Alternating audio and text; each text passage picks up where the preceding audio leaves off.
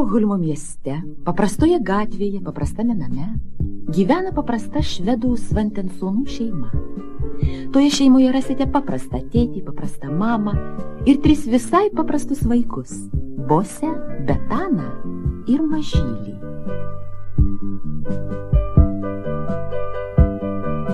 Aš čia gyvenu, mano vardas Mažylis, turiu ir tėvus neblogus, bet niekas manęs iš tikrųjų nemyli, aš vienišas, mažas žmogus. Tu brolį turi, kad avėčiau jo batais, vilkėčiau striukę jo seną.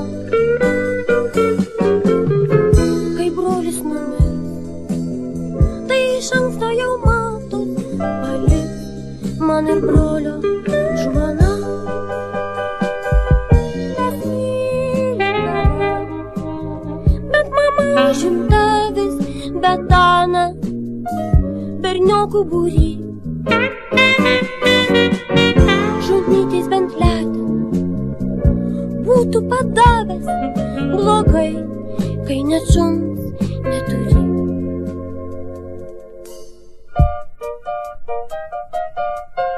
Tu mano šunelį, gerasis šunyti, tu mane sakysi, atstok, išeik, nekliudyk, čia ne tau išmanyti.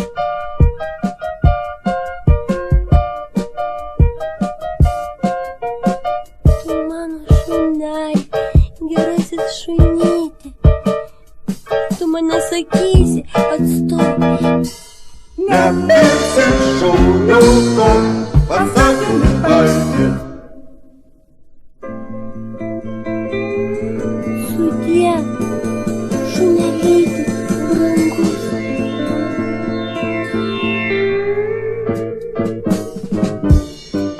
Čia niekas manęs iš tikrųjų nemyli, aš vienišas, mažas žmogus.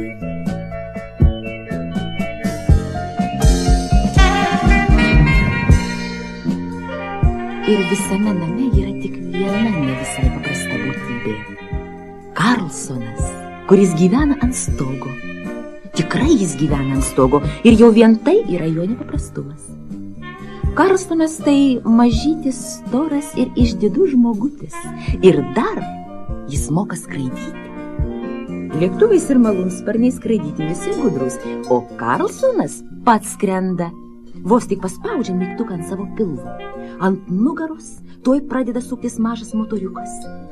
Mažylis labai džiaugiasi susipažinęs su Karlsonu. Kai tik tai Karlsonas atskrisdavo, prasidėdavo nepaprasti nuotykiai. Aš ten prie kamino vargstu, mažam namelį vienišas, tačiau kaip tu nenugrimstu į smulkmenas kasdieniškas, į smulkmenas kasdieniškas.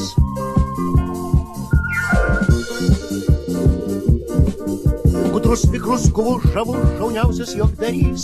Jau ką darau, tai nieks geriau po to nepadarys. Jau ką darau, tai nieks geriau po to nepadarys. Nepadarys.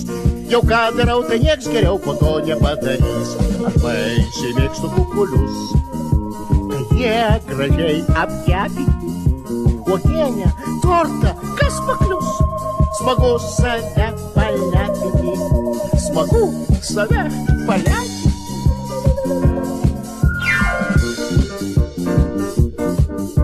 Gudrus, vikrus, guvus, žavus, šauniausias juokdarys. Jau ką darau, tai nieks geriau po to nepadarys. Jau ką darau, tai nieks geriau po to nepadarys.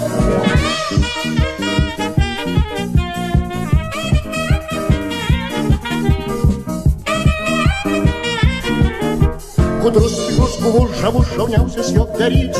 Jau ką darau, tai nieks geriau po to nepadarys. Jau ką darau, tai nieks geriau po to nepadarys. Nepadarys.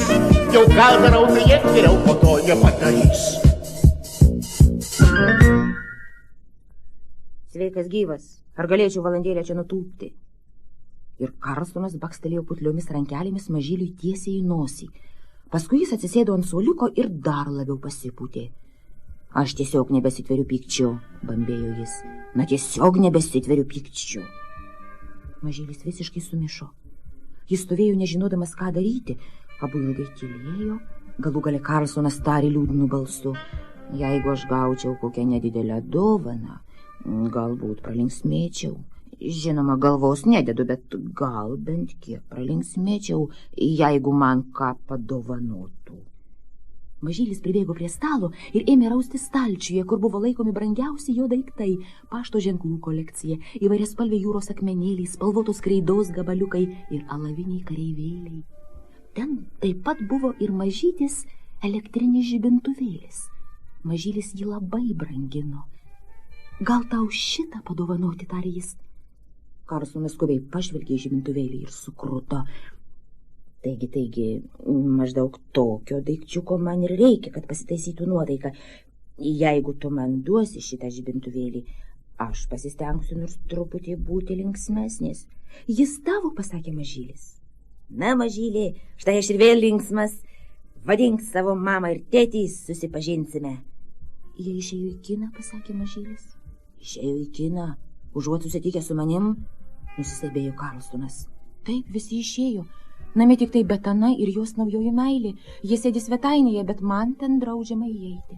Ką aš girdžiu, sušuko Karlsonas. Tu negali eiti kur nori, na šito mes nepakęsim, pirmin. Felia, Ko? tik tu nepykti, Ko man pykti? pasakykit man kaip draugui atvirai, kas labiausiai tau patinka. Negi kas čia paslaptinga, tu pati žinai gerai. Gal kukurė? Ne, jinai visų šitą klausimą. Ji žaviausia, ji meiliausia, tu dar nieko nežinai. Gal žinau, o tu dar sykį į vandenį pasakyti, apsirikti, aš bijau. Nebijau, neapsiriksi. Aš ilgai svarsčiau, rinkausi, savo nuomonės laikiausi, aš ją dievinu. Oho. Oho. Nejau, pasakyk, bet už ką? Iš visų, išskirt nori ją. Už ką? Už ką? Na kokiagi dar čia šneka? Aišku, ji, tik ji. Tik ji? Tik ji istorija, mokslas rimtas ir gilus. Koks tai nenormalus. Ir tikrai nenormalus. Šiandien mokytojas gyrė, sako, daug pasieksi vyrę, būk toliau toksai jolus. Koks laimingas aš jaučiuosi, leisk tave aš pabučiuosiu. Koks tai nenormalus.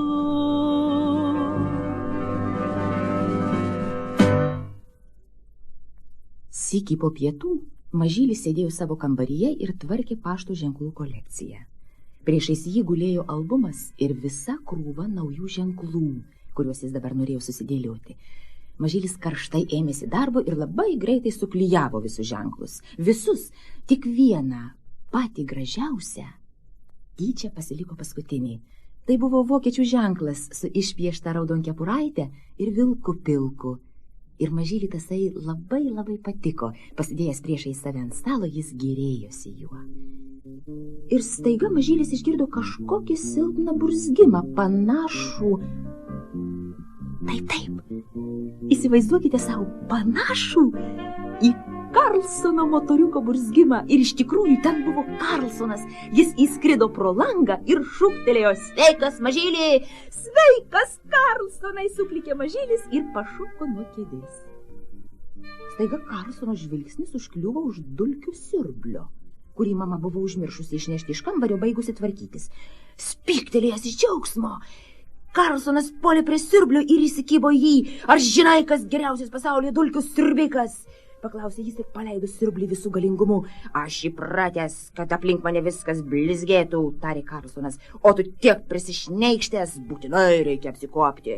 Kaip jums pasisekė, kad sutikote geriausią pasaulyje dulkių siurbiką? Mažylis žinojo, kad mama buvo ką tik išvaliusi kuo gražiausią jo kambarį ir pasakė tai Karlsonui, bet tasai tik kandžiai nusijuokė. Todėl aš privalau iš tavęs ištraukti dulkes. Ar tu šiandien jau nusirptas? Ne, prisipažino mažylis. Karlsonas paėmė į ranką žarną ir žengė prie mažylio. Ai! Ai! Ko cypi pelės balsu? Ai, kakana! Ai, baisu! Nekisimsimės ausų.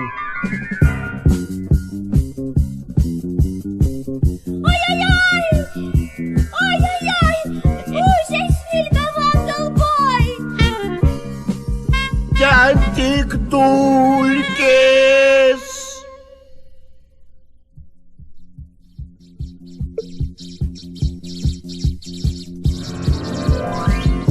Na ir ausis, kasgi šitaip mūsų prausias. Pamirkai katinas, vandenėlį letenas, kad nedaroma brolyti, jei valyti, tai valyti.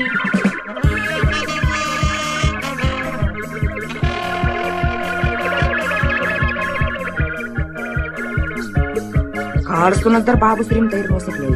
Pradėjo nuo mažylio ausų ir plaukų, paskui įniko siurbti kaklą ir pažastis, nušliaužė nugarą ir pilvų ir galiausiai priėjo prie kojų. Mažylis irgi panoro padaryti Karlsono generalinį valymą. O dabar aš tau. O dabar aš tau. Jokio tikslo nematau. Aš patsai, kaip vyrams dera, visuomet daboju švarą. Ir ausis tikrai maniau, pernai rudenį, ar net vėliau. Ir ausis tikrai maniau, pernai rudenį, ar net vėliau. Ar net vėliau.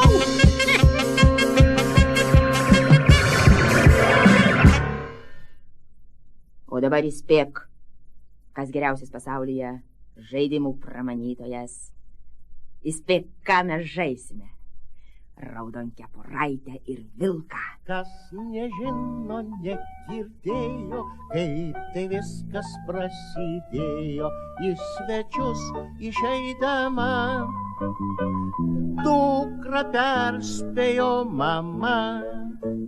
Būk gera, klusni dukrelė, niekur nepasuk iš kelio, ten miške tamsu klaiku, susitiksi su vilku. O dukrytė mylimoji rankutę tik tai numojo. Ak, mamyt, užtenka pasakų vilko pilko, man nebebaisu, kur tik noriu ten ir pasuku, aš jau didelė esu. Ir sutiko neklusnioji raudonkepuraitė vilką. Vilkas buvo tikras ne iš pasakos, į zoologijos sodo pabėgęs. Ham! Ir neliko raudonkepuraitės. Dabar dulkių siurblys bus vilkas pilkas, o aš medžiotojas. Aš perskrosiu vilko pilvą. Tok šiandien kirvi. Kirvi? Žinoma, juk siurblys kietas kaip geležis. Kirvio nėra, siurblį galima atidaryti. Žinoma, nekokybiškai žaidžiant galima ir atidaryti. Na, jeigu tokiuose pagarbos vertose namuose nėra jokių įrankių. Ei, tu viltė nutriušęs, trebėk iš baimės kaip triušis, kalenki iš baimės dantim, raudonkepuraitės ateinu atimti. Raudonkepuraitė, raudonkepuraitė, mieloji mergaitė, aš jau atėjau, aš tave išvaduosiu to jau. Ruoškis, poškis, paimk tikraitę, užsidėk raudonąją kepuraitę Gailėsis vilkis su manim prasidėjęs, aš geriausias pasaulio vilkų skrodėjas. 1, 2, 3. Nieko jis nebepadarys. Skristi su Karlsonu ant stogo? Apie tai buvo galima tik svajoti. O jeigu tu mane išmesi? Įsigandęs paklausė Mažylis. Šitoks atvejis netiek nesutrikdė Karlsono. Anokia čia bėda, sušuko jis. Juk pasaulyje tiek vaikų. Vienu daugiau ar mažiau, vieni niekai. Gyvenime visai atsitinka. Karlsonas paspaudė mygtuką ant pilvo. Motorėlis supukšnojo, tada jis apkabino Mažylį putliomis rankytėmis. Jiedu išskrido pro langą ir ėmė kilti aukštyn.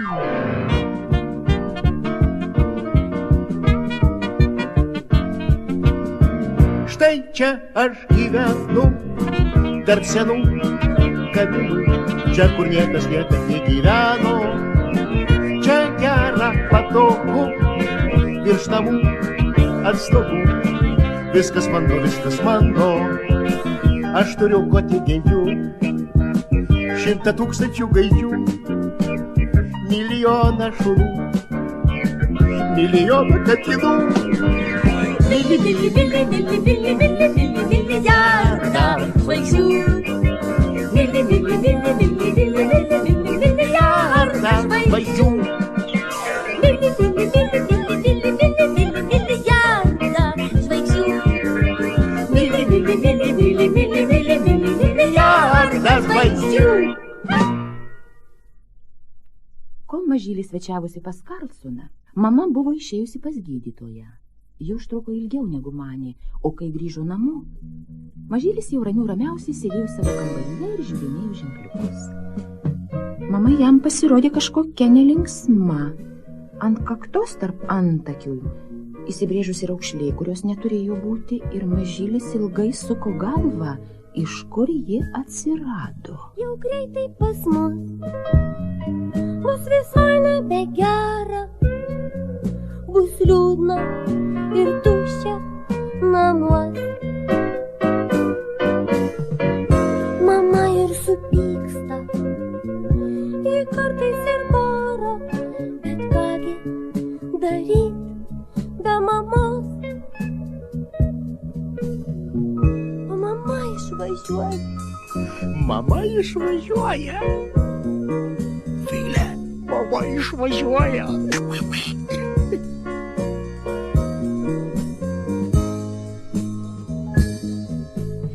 Švelniai kas vakarą sako labanakt, mane prie savęs glausdama. Pasaulį nerasi geresnės kaip mano, gražiausia, brangiausia mama. O jinai išvažiuoja. Mama išvažiuoja. Rūja, mama išvažiuoja.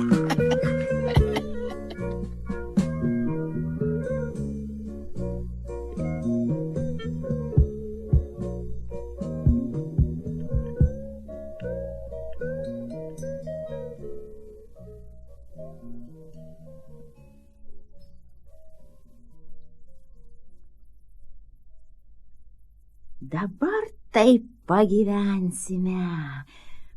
Be mamos, užtat su Karlsonu ir namų darbininkė Frekenbok.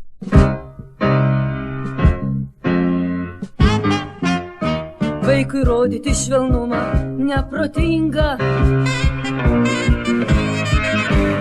disciplinos ir griežtumo vaikui stinga. Reikia laužyti ragus, kol išaugs iš jo žmogus. Sprendžiant auklėjimo temą, siūlau Frekenbok sistemą. Drausti, bausti, drausti, bausti. Dabar tokie keisti laikai, keisti laikai, keisti vaikai. Ištikėliai, netikėliai, kaip pulkini juos dabar. Aš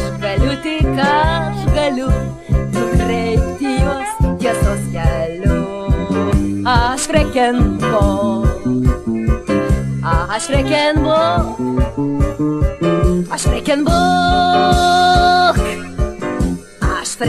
Bock. Jeigu auklėtojas prastas, gaili rykštis, vaikas liks toksai fantastas, vakarykštis. Ir skrajos virš debesų. Tai siaubinga, tai baisu, kad tvirtai pajustų žemę, sistema čia viską lemia. Drausti, bausti, drausti, bausti. Dabar tokie keisti laikai, keisti vaikai, išdykėliai, netikėliai, kaip ugnį juos dabok. Tik aš galiu nukreipti juos tiesos keliu. Aš Fröken Bock. Aš Fröken Bock.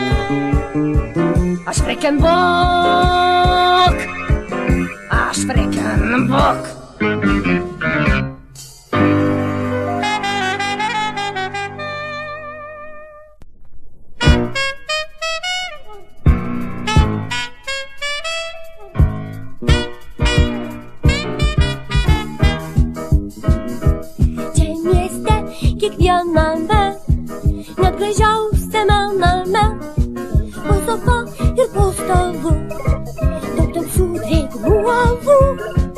Ir visuos tokiuos kampeliuos lindi pelės, šlykščios, pilkos, uodegos ilgos. Prisiekti galiu, milijonai, šimtai milijonų, tūkstančiai, milijardų pelių. Milijardai pelių. Milijardai pelių.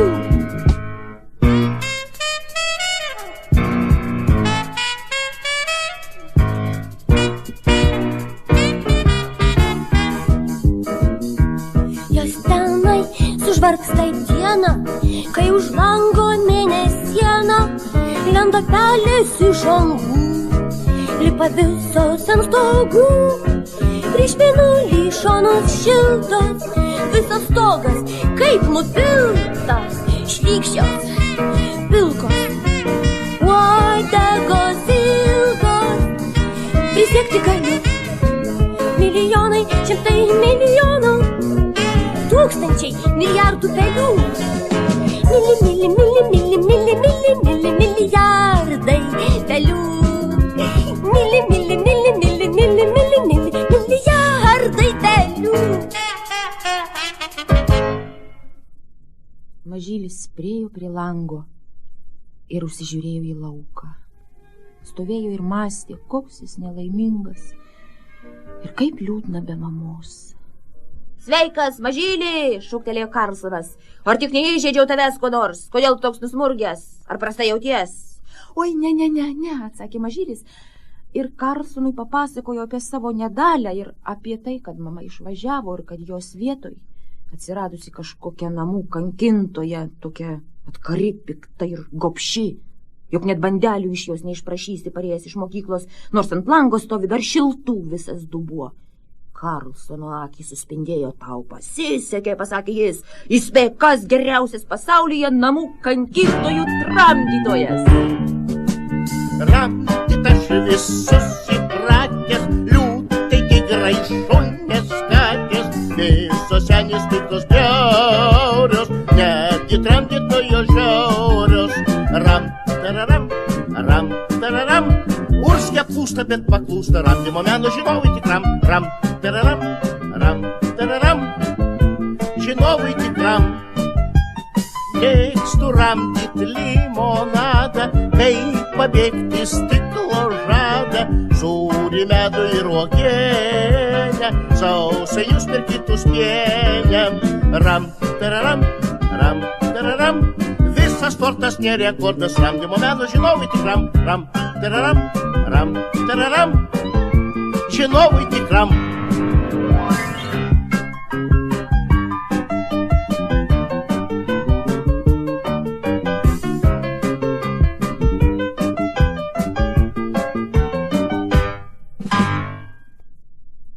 beje, kurgi mano vaiduoklio drabužis? Paklausė Karlsonas. Mažylis turėjo pasakyti, kad jį paėmė mama. Ji tada labai pyko, kai rado sudraskytą paklodę. Bet paskui užlopė ir vėl tą vaiduoklio drabužį pavertė paklodę. Karlsonas suprunkštė pasipiktinęs. Mane tiesiog siutina ta tvarkos meilė. Jūsų bute nieko negalima palikti. Jis atsėdo ant kėdės ir pasipūtė. Ne, taip nieko nebus. Aš taip nežaidžiu. Jei nori, gali pats būti vaiduoklis. Tačiau tuoj pašoko nuo kėdės, pribėgo prie skalbinių spintos ir atplėšė dureles. Tikriausiai čia atsiras dar kokia nors paklodėlė. Ir jis buvo betraukęs vieną geriausių mamos lininių paklodžių, bet mažylis jį sulaikė. Oi, ne šitą, padėk ją. Štai čia yra ir senų sulopytų. Karlsonas nepatenkintas susiraukė senos sulopytos paklodės. Aš maniau, kad mažasis Vazastano vaiduoklis turi būti pasipuošęs gražiais išeiginiais drabužiais. Jis dar pridūrė, kad jam nėra niekada siūti, nes jis turi skubiai nupiešti paveikslą. Įkvėpimas ateina visiems dailininkams ir tada jie nori tik piešti.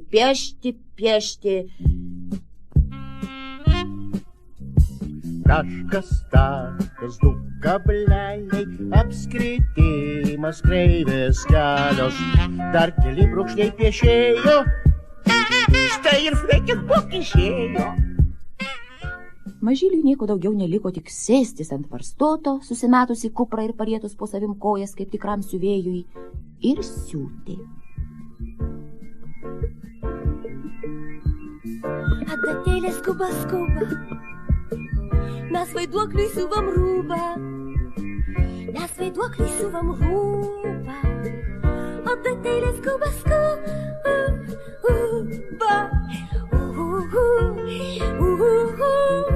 bus nepaprastai baisu.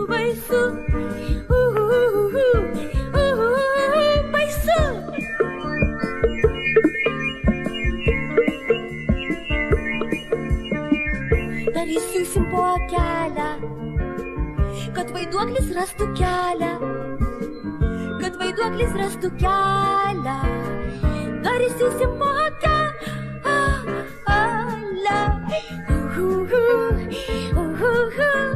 Bus nepaprastai baisu.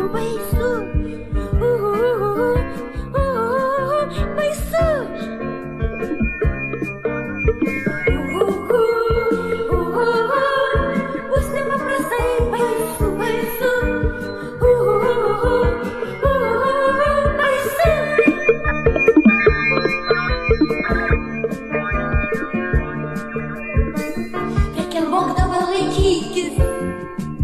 Pamoka tau bus kaip sykis. Freken-Bok dabar laikykis. Bus nepaprastai baisu.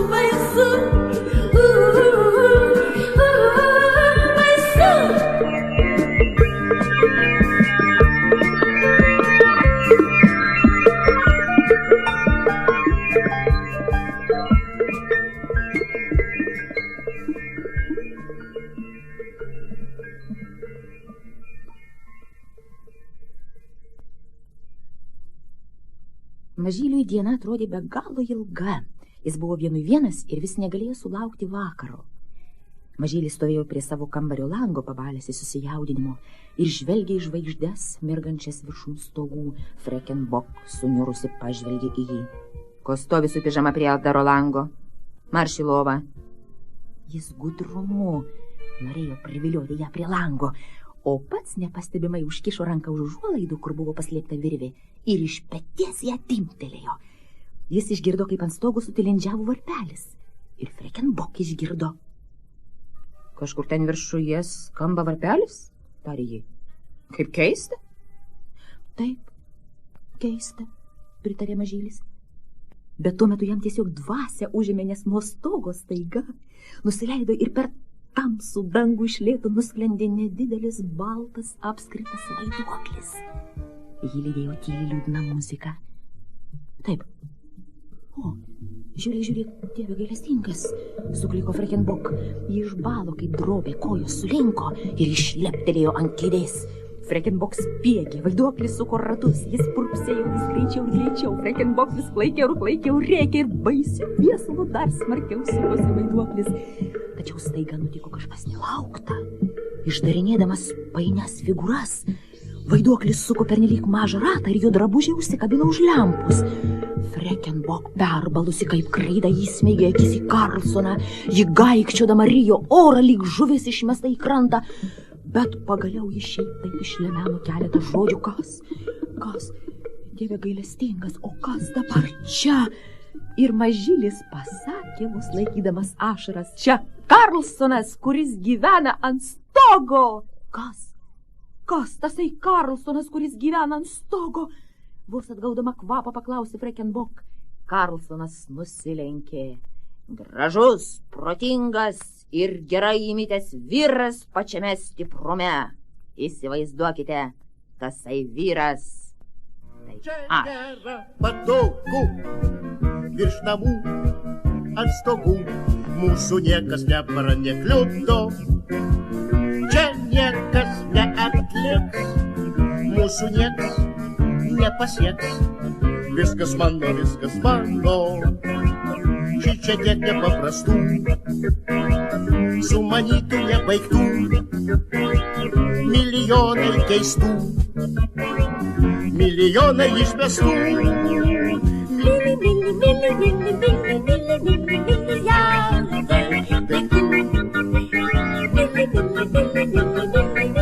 Milijardai daiktų.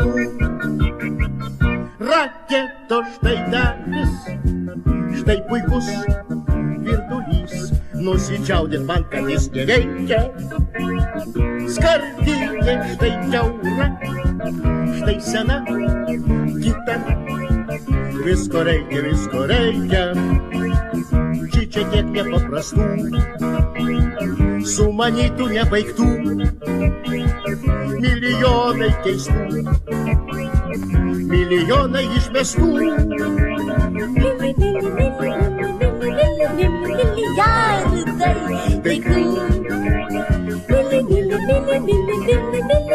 Milijardai daiktų.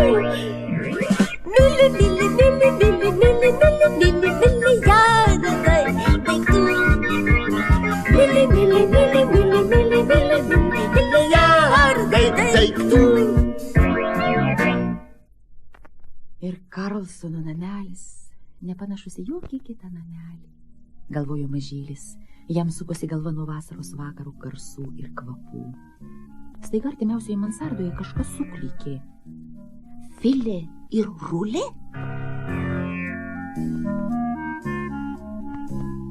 Ką sutiksi naktį tylę, Filė, Rulė, Filė, mums nė velnio nebaugu. Karaliaujam ant stogo.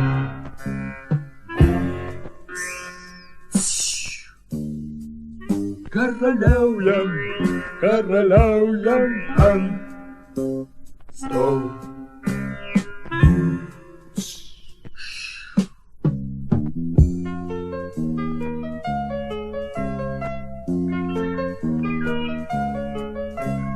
Žinom mes kiekvieną vietą, kur ir kas blogai padėta.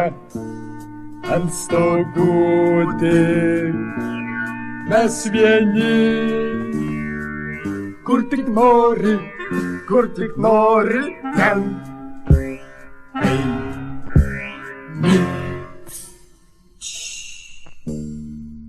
Kur tik nori ten eini.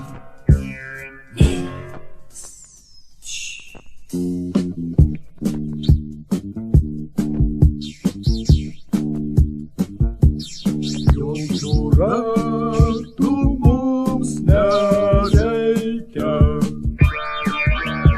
jis prakalina ir veikia.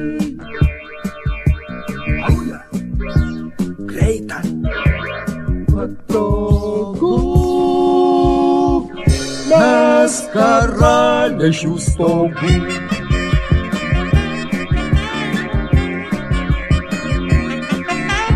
Kas karalius? Tu karalius? Aš karalius. Po paraliais ne, brolau nepanašu. Būk verčiau pelų maišu. Na paskui mane.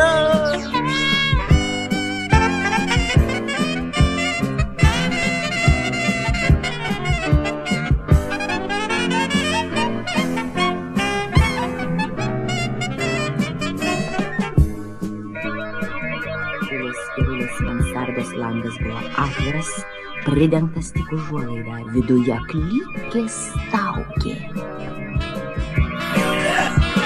Rūlė! Filė! Rūlė!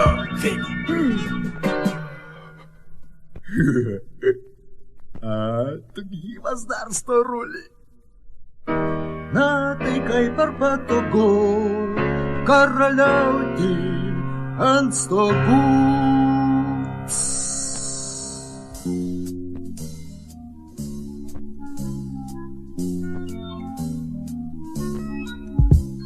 Kas supyksi naktį tylę, Filė, Rūlė, Rūlė, Filė, ant stogų tik. Mes vieni, kur tik nori, ten. Ei, ni,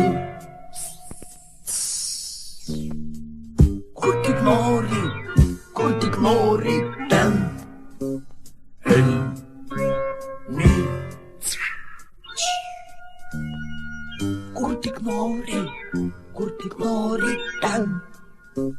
Ei, ni, kur tik nori, ten. Ei, ni.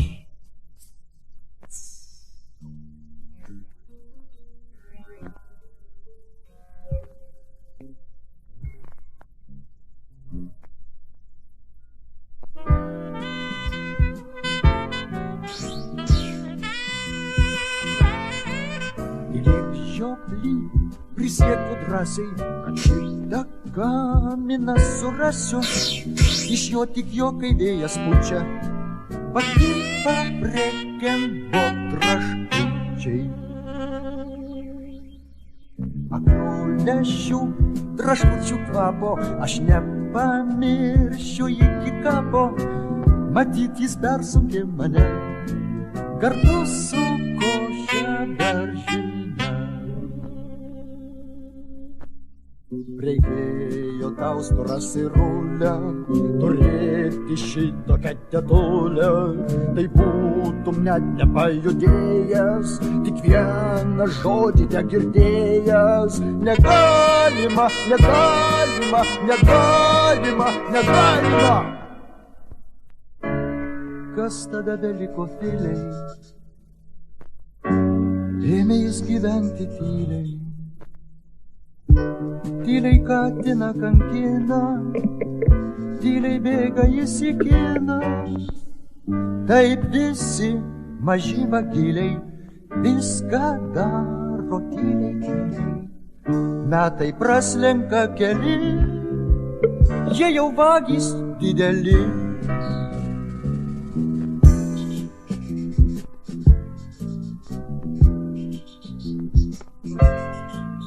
Ar galima, brangus Rūlė, pamiršti šitokią tetulę, kad vagimi mane matai, tai josios nuopelnas tik tai.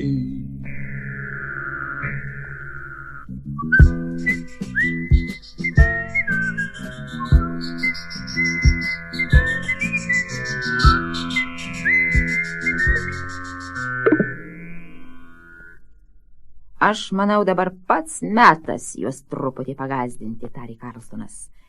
O kitaip mano šarkos patarškos įsibels medžioti svetimų daiktų. Ir įsitraukė pistoletuką. Ant stogo nuskardėjo šūvis. Rūlė ir Filė pašoko kaip įgelti. Ir ta diena buvo su galu. Mažylis sėdėjo pas Karlsoną priebutyje. Temo ir visame Vazastane sužibo žiburiai. Čia ant stogo Mažylis sėdėjo su geriausiu savo draugu ir juodu valgė šviežias Frekenbok bandeles.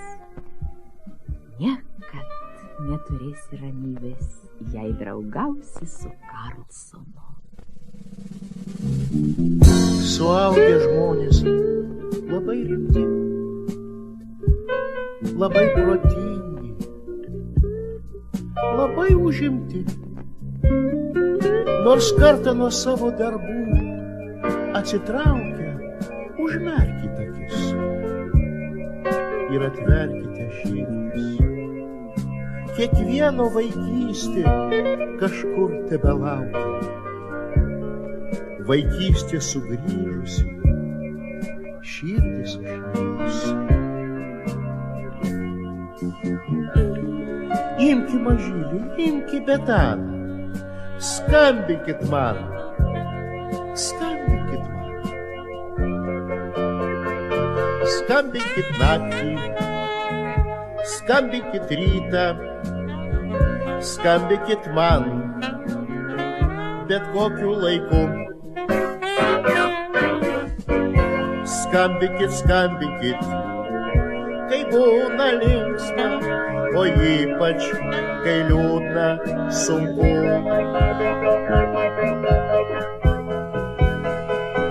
Mylimos mamos, tėveliai brangūs, tai beldžias vaikystė į jūsų duris. Atverkite širdį, atverkite langus ir Karlsonas vėl pas kiekvieną atskris.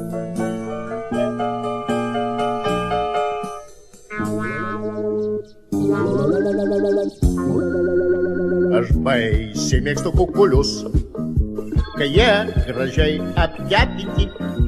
Uogienę, tortą, kas paklius? Smagu save palepinti.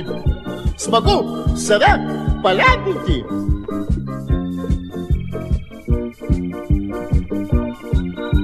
Gudrus, vikrus, guvus, žavus, šauniausias juokdarys. Jau ką darau, tai nieks geriau po to nepadarys. Jau ką darau, tai nieks geriau po to nepadarys.